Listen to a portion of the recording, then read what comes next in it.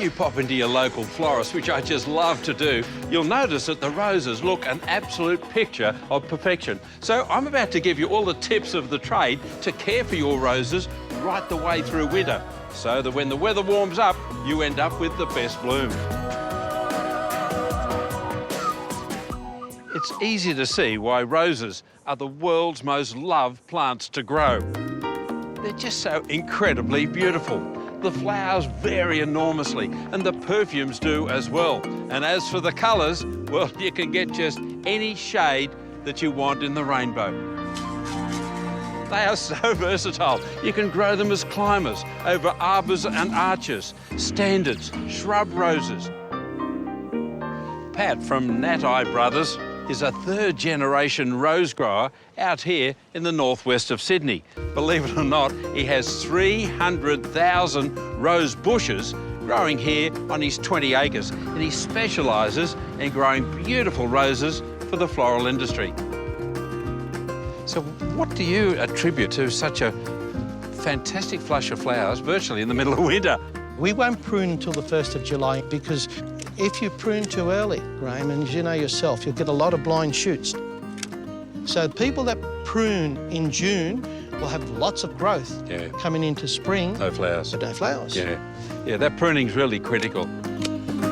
So our tips about when to prune will vary because the climates are changing. For example, I reckon in the cooler climates, when you've got a bit of frost around, you need to hold off your pruning, maybe July, maybe even August. In the warmer regions of Australia, you need to get in fairly quickly in July, early July, because you'll see that growth starting to happen.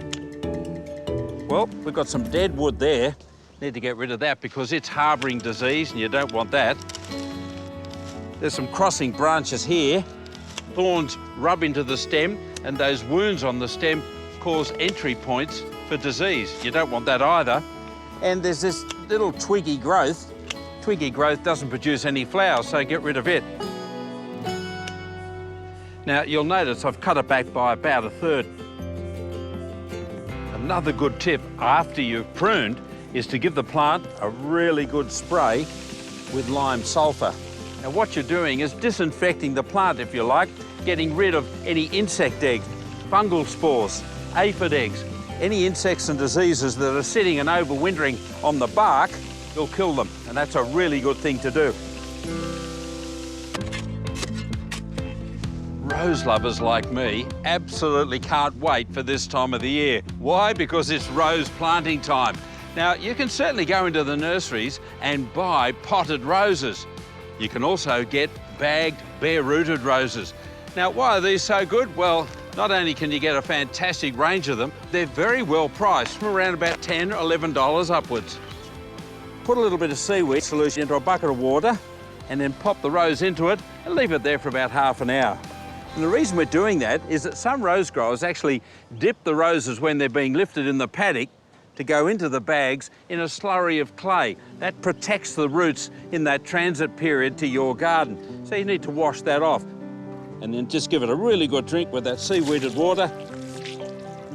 All we need now is a bit of warm weather, and this rose will be into growth and flower in spring.